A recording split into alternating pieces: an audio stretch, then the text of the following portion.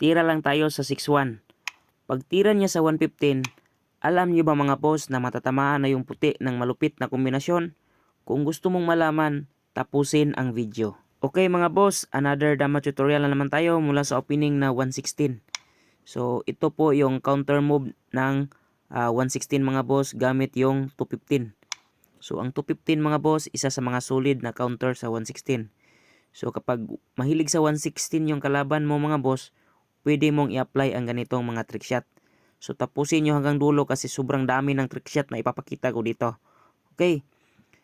Ang titira ng puti dito mga boss ay 16-13. Dito lang tayo. Ito yung unang trick shot mga boss no. Kapag tumira siya ng 5-1, mag-sacrifice lang tayo. Ganyan. So napaka basic lang mga boss no. Pagkain niya yun. So lugi agad yung puti mga boss. Pag pinabalik, lugi na ng dalawa. Okay? Winning na po tayo. 116, 215, 16-13, 3-14. Kanina nag 5-1 no? Paano naman kung mag 6-1? So dito ka naman ngayon sa 14-16. Yan. So lugi pa rin ang dalawa yung puti. Lamang na po tayo mga boss. 116, 215, 16-13, 3-14. So ano ba yung tamang tira ng puti? So dito lang sa 2-14. So yan yung proper na counter. So dito naman tayo mga boss sa 6-2. 5-1 siya mga boss. Dito naman tayo sa 116. 116 yung white. Kain tayo. Kain siya dalawa. Ganyan. Kain din tayo. Pag tira niya sa 313 mga boss, dito ka lang. I3. So tandaan nyo yan mga boss. Pwede nyo itira yung I3. So yung bookline, normal na bookline mga boss is 9-5 lang. Yan. Meron ding 10-5. Magandang timing din yung 10-5. Pero ito yung I3. Ang tamang tira ng puti dito mga boss is 9-5. Tandaan nyo Pero kapag mag 11-7 yung puti mga boss, matatamaan na siya ng malupit na kombinasyon. Dito lang sa 416. Pagka siya dalawa, kain din tayo.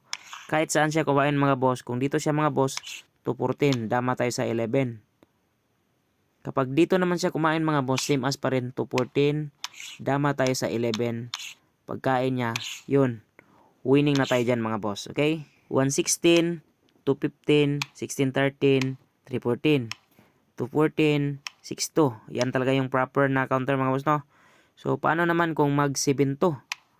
So dito ka lang mga boss sa 116. 313 siya, sabay, atras. So ang gagawin mo ngayon mga boss is mag-real ka lang ganyan. Tira siya 5-1, 5-1. So normal development lang mga boss no. 116 siya, 9-5. So for example mga boss, mag-break siya sa 6-2 ganyan. Tapos kain siya 10-2. Dito ka lang sa 5-4. Tira siya 8-3. 116 ka ngayon mga boss kasi may plano kang umatake sa 16-14. For example, titira siya ng iba, may tira ka ng 16-14. Siyempre, dipinsa yung puti sa 3-14. 16-13. Tira siya 9-5 mga boss. Timing ka lang sa 11-6. Kasi, for example mga boss, titira siya ng 11-6. So, dyan pa lang mga boss, matatamaan na yung puti ng dalawang trick shot. So, dalawang trick shot mga boss Ito yung unang trick shot, 416. Tapos 215. Ito yung unang trick shot Ganyan So, malupit na trick shot din mga boss no. Dama tayo sa 9. Okay? Yan yung unang trick shot. Balik natin. Pwede rin dito mga boss 14-15. Tapos 8-3. Tapos 2-14. So, malupit na trick shot mga boss no. So, super combination. Pag nag 11-6, dalawa yung trick shot. Kayo na lang yung mamili mga boss kung alin yung gagamitin nyo. So basta talo na siya dyan. So syempre dito siya 5-1. Dito ka naman ngayon sa 5-1. Syempre mga boss, titira siya sa 115. So ito na yung sinabi ko sa intro mga boss no. Na kapag tumira yung puti sa 115, matatamaan na siya ng malupit na kombinasyon. So kung normal analysis lang mga boss, syempre titira ka talaga sa 8-3. Kasi dipinsa ka. Kasi makakainan ka ng dalawa. Pero sa pagtira mo pa lang sa 8-3 mga boss, ikaw yung matatalo kasi may pagkain sa 7-3 mga boss no. Tapos 11-3. So wala ka ng ibang tira. For example, titira ka ng 10-5 or 10-6, may 330 na. Diba? Siyempre, no choice ka dito, 215. Kasi ang expectation mo na tira mga boss dito kakain. Tapos kain ka dalawa. Mali, dito siya kakain no. Pagkain mo, sasabay siya dito mga boss sa 416. Kain ka, aatras lang siya mga boss, no? So walang depensa. Kapag dito ka mga boss, kain dalawa. Kapag dito naman, dalawa. Kapag dito naman, dito. So sabay, kain. So papuntang talo pa rin mga boss, no? So talo pa rin talaga yung itim dyan mga boss. Okay? Kapag tira ng 115 mga boss, huwag mong itira yung itre.